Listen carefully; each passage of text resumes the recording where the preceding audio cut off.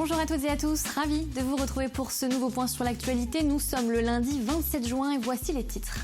Nous reviendrons bien évidemment sur la consultation organisée ce dimanche en Loire-Atlantique au sujet du futur aéroport de Notre-Dame-des-Landes.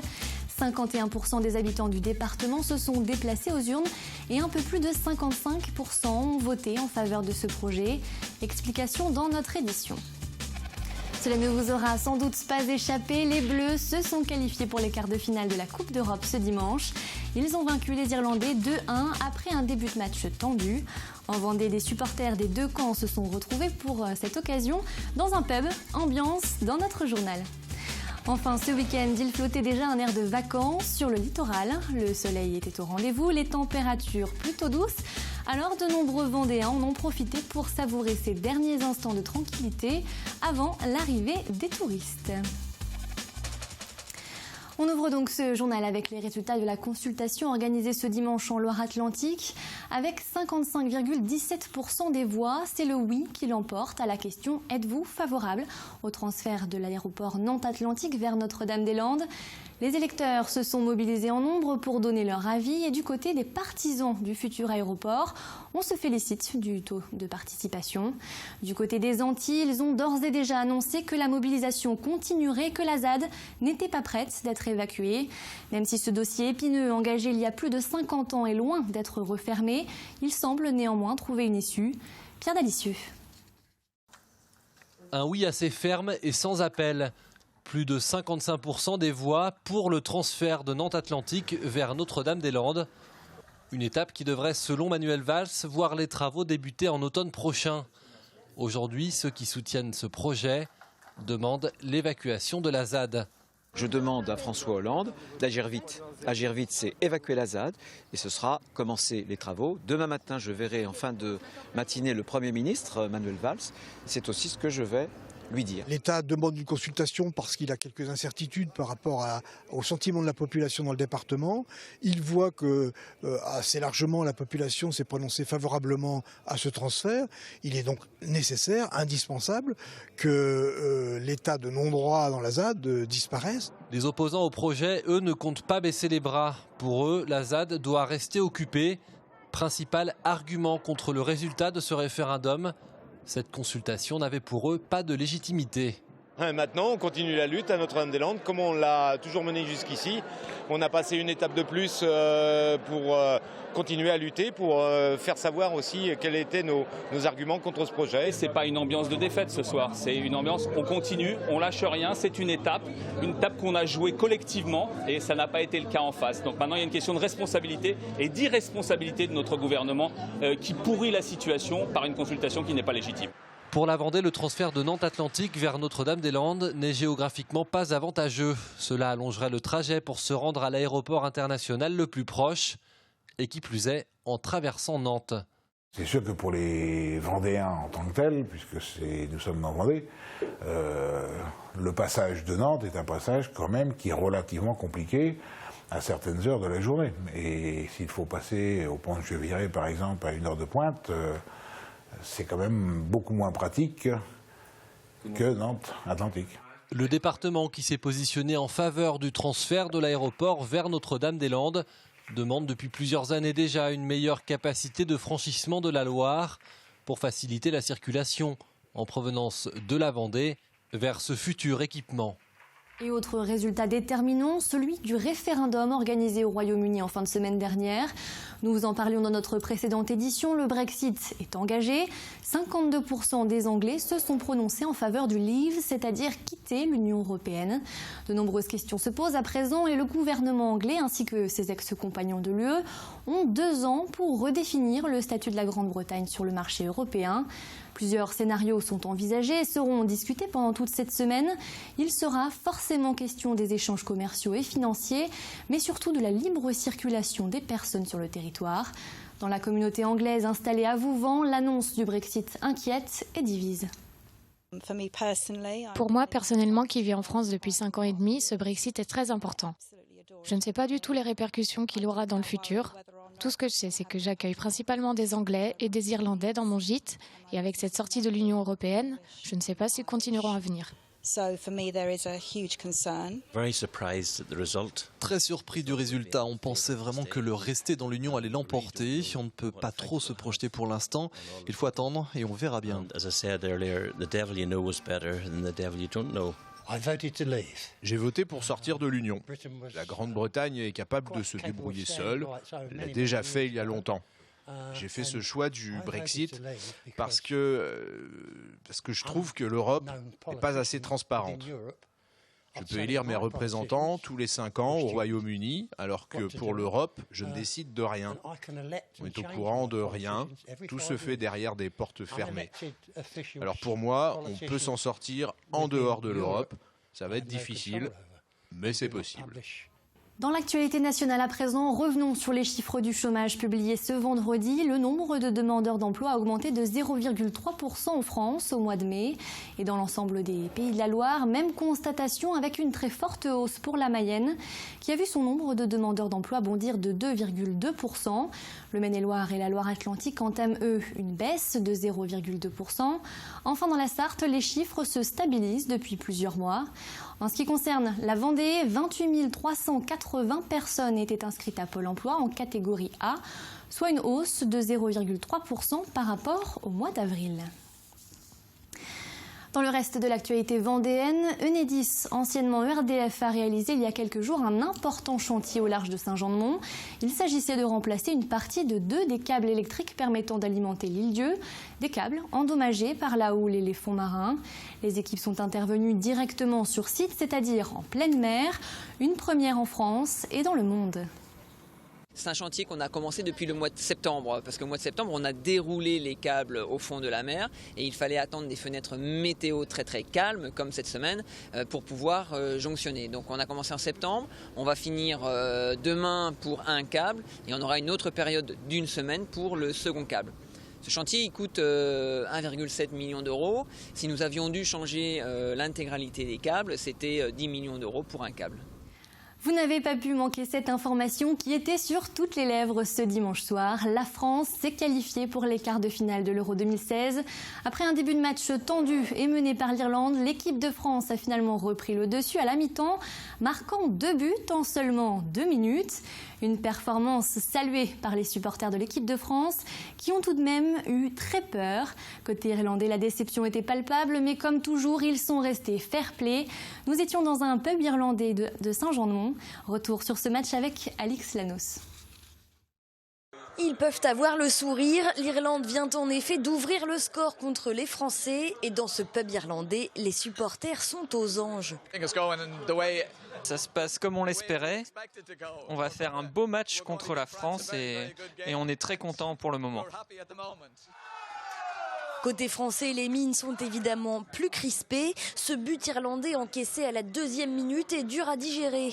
Les yeux rivés sur l'écran, pour tous, c'est le même sentiment qui domine. Moi, je suis stressé, parce qu'ils perdent 1-0 là. Et alors, ça sent pas très bon pour la suite ? Si, ils vont marquer. Ils vont gagner 2-1. Impossible n'est pas français. Et ce supporter ne croit pas si bien dire. À la 58e minute, c'est la délivrance. Et à la 60e, l'apothéose. C'est maintenant au tour des Irlandais de faire grise mine. 2-1, ils perdent donc le match, mais certainement pas leur traditionnel fair-play. C'était un bon match pour la France. La France méritait de gagner. Super, je suis super contente qu'ils aient gagné, bien sûr. Cela dit, comme je viens de le dire, je suis malheureuse pour mon voisin qui a l'air tout tristouné. Mais je lui dis, c'est qu'un jeu, il ne faut pas qu'il s'inquiète. Ça reviendra. Exit pour les Irlandais dans cet Euro 2016. Prochain match pour la France, le quart de finale dimanche prochain à 21h. Et après le foot, place au vélo, puisque dans 4 jours sera donné le départ du 103e Tour de France. L'équipe Direct Énergie, en forme depuis le début de l'année, fera partie des compétiteurs. Je vous propose de découvrir tout de suite la composition de l'équipe, dévoilée ce lundi. Ils seront 9 en tout et le quatuor de tête reste composé par les favoris Thomas Voeckler, Brian Cocard, mais aussi Romain Sicard et Sylvain Chavanel. Ce dernier sera d'ailleurs le doyen de cette grande boucle du haut de ses 36 ans. Nous suivrons bien évidemment l'avancée de l'équipe au fur et à mesure de la compétition. On continue ce chapitre sport avec quelques résultats des compétitions de ce week-end. En ce qui concerne le 32e triathlon international de Saint-Jean-de-Mont, le bilan est très positif puisque les organisateurs ont enregistré un record de participation. 8 courses étaient prévues, rassemblant tous les niveaux sous un soleil radieux, comme vous pouvez le constater sur ces images. Plusieurs triathlètes potentiellement qualifiés pour les JO de Rio étaient présents, dont Gladys Lemoussu, championne vendéenne. Tous ces triathlètes amateurs et éclairés se sont affrontés dans la bonne humeur sur un parcours entre mer et forêt. Cette année, on a battu le record de participation puisqu'on est rendu à 1200 concurrents, donc ce qui pour nous est plutôt très fort. D'habitude, c'est à peu près 1000 participants, donc cette année 1200, c'est vraiment extraordinaire. Ce qui nous plaît bien aussi, c'est qu'on accueille sur l'ensemble du week-end, donc sur 8 courses, tous ces coureurs. Et on a eu sur l'ensemble de ces courses presque une vingtaine d'athlètes étrangers, d'Australiens, d'Irlandais, et qui le font en amateur, pas forcément en élite, et qui le font en amateur. Donc on est vraiment content de cet esprit général du triathlon familial. Toujours dans la course à pied, ce week-end avait également lieu l'Équidène de Vendée sur la commune de Ménard-la-Barrotière. Au programme, 42 km en équipe et en relais. Et parmi les coureurs, nous avons retrouvé Tanguy Delamotte qui accompagnait l'équipe de l'entreprise K-Line, l'un de ses principaux sponsors pour le Vendée Globe. Je viens courir avec toutes les équipes de K-Line et du groupe Westalu. Qui me sponsorise pour le Vendée Globe. Donc, ils ont 11 équipes, je crois. Donc, dans le challenge d'entreprise, ils sont vraiment hyper motivés. Et en plus, on essaye comme toujours de faire passer le message pour nous aider à sauver un maximum d'enfants. Donc là, il y a du monde, il y a des bonnes valeurs. Je suis parti à fond avec les gars de la première ligne. Là. Bon, c'était peut-être une erreur, mais du coup, j'ai ralenti peut-être au fur et à mesure, mais j'ai fini au maximum de ce que je pouvais. Et voilà, je me suis fait très plaisir autour du lac. C'est super, une bonne ambiance. Et je reviendrai, c'est sûr, l'année prochaine. Après le sport, place à la détente. Ce week-end, nous étions enfin en été. Alors sur les côtes vendéennes, certains s'en sont donnés à cœur joie. Entre les surfeurs qui profitaient des très belles conditions, les plagistes du soleil et de la douceur des températures, un avant-goût de vacances flottait dans l'air. D'ici quelques jours, les écoliers de toute la France seront en vacances et le flot de juilletistes envahira progressivement le département. À Saint-Gilles-Croix-de-Vie, ce premier week-end d'été sonne donc comme un répit. C'est ce qu'a constaté Grégoire de Châtillon. Direction la grande plage de Saint-Gilles-Croix-de-Vie pour ce premier week-end de l'été, avec une météo un peu fraîche ce samedi après-midi, venteuse mais ensoleillée. Bah oui, il fait beau, donc on en profite, ça fait du bien quand même, non ? Un peu de vent, mais ça va, je suis contente. Oui, c'est très bien, un peu de vent, mais sinon c'est très agréable ici, à la mer. Là c'est agréable, il n'y a pas trop de monde, donc il faut profiter des derniers jours sans le people. Pas trop de monde, du soleil et du vent, l'occasion pour ce gilocrucien de pratiquer l'oiseau-voile. Quand il y a des vagues, Pascal surfe, et quand il y a du vent, il évolue sur la plage avec cet équipement peu commun. C'est un bird sail, c'est l'oiseau-voile. C'est un engin qui a été inventé dans les années 80 par monsieur Roland Lebaille. Voilà, puis j'ai toujours cet engin, ça fait 33 ans que je l'ai et que j'utilise avec un Spitzel. C'est le premier week-end de l'été, mais peut-être aussi le dernier pour Pascal et son oiseau-voile avant l'arrivée des touristes sur la plage. Un peu plus loin, c'est la fête annuelle du club de surf. Tous les membres sont alors réunis pour une journée conviviale. Nous, c'est notre dernier week-end où on est relativement tranquille, où on a de l'activité mais qui est moindre qu'en été. Et là, à partir de la semaine prochaine, la saison est lancée. Donc nous, les cours de surf sont quasiment pleins pour tout l'été, c'est-à-dire pour le mois de juillet, pour le mois d'août. Donc grosse activité et grosse saison qui arrive. Du côté des restaurateurs, ce premier week-end de l'été, c'est aussi le dernier avant de retrouver une activité plus intense. Je pense que là, fin juin, on va faire un week-end comme les autres et début juillet, les premiers week-ends de juillet seront plus importants en niveau vacancier que la fin juin. Avec ses 7500 habitants, Saint-Gilles-Croix-de-Vie voit sa population augmenter par 10 au plus fort de l'été. On jette un coup d'œil sur l'agenda de la semaine. Ce mardi sera de nouveau marqué par une mobilisation contre la loi travail. Plusieurs rassemblements sont prévus partout en France, dont un à La Roche-sur-Yon. Le rendez-vous est fixé à 14h30, place Napoléon.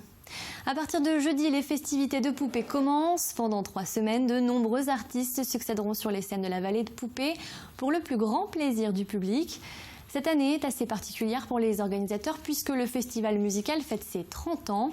À cette occasion, plusieurs soirées surprises sont prévues ce week-end et c'est le spectacle Stomp qui ouvrira le bal jeudi soir. Dans le reste de la semaine, vendredi sera marqué par l'Assemblée générale des maires et présidents des communautés de Vendée.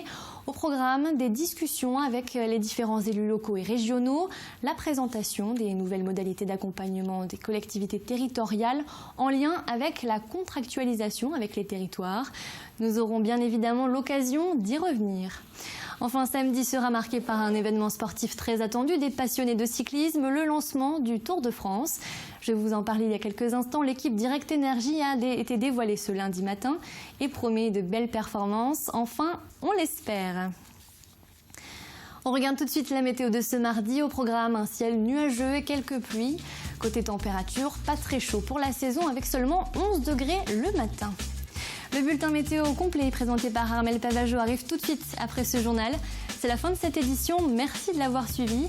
On se quitte sur ces images du trophée Port-la-Vie Femme à la barre organisé ce week-end à Saint-Gilles-Croix-de-Vie. Une trentaine de concurrents se sont affrontés sous d'assez belles conditions. Très belle soirée et à demain.